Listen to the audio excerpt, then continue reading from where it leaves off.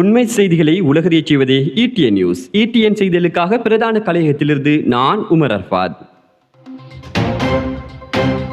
ஸ்ரீலங்கா முஸ்லிம் காங்கிரஸ் கட்சியின் ஏறாவூர் தாருசலாம் கிளையின் ஏற்பாட்டில் இம்முறை பார்லமென்றத்துக்கு தெரிவான மட்டக்களப்பு மாவட்ட கௌரவ பாராளுமன்ற உறுப்பினர் MS நலீம் அவர்களை கௌரவிக்கும் நிகழ்வு ஏறாவூர் நகரசபையின் முன்னாள் உறுப்பினரும் இமாம் ஹஸ்ஸாலி பவுண்டேஷன் அமைப்பின் தலைவருமான AR ஃபிரோஸ் தலைமையில் இன்று செவ்வாய்க்கிழமை தாருசலாம் காரியாலயத்தில் இடம்பெற்றது.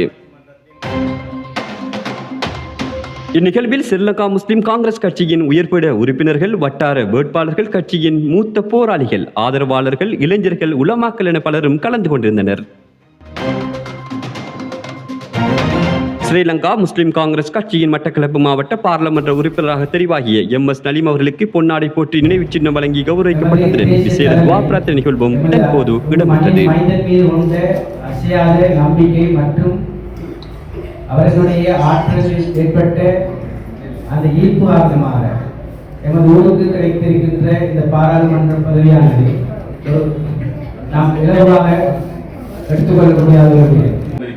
நாங்கள் கட்டாயம் இன்ஷா அல்லாஹ் அல்லாஹ்வோடு நாட்டத்தோடு இந்த நகரசபையை நாங்கள் ஒன்றாக வேண்டும். அதே போன்றுதான் ஏறாறு பட்டில் இருக்கின்ற 3 வட்டாரங்களை நாங்கள் கைப்பற்றியாக வேண்டும்.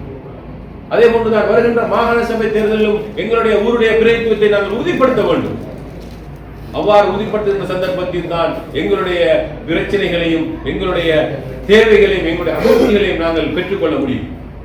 ஆகவே நாங்கள் அனைவருமே இன மத வேறுபாடுகளை களைந்து நாங்கள் இளைஞர்களாக முழிர வேண்டும்.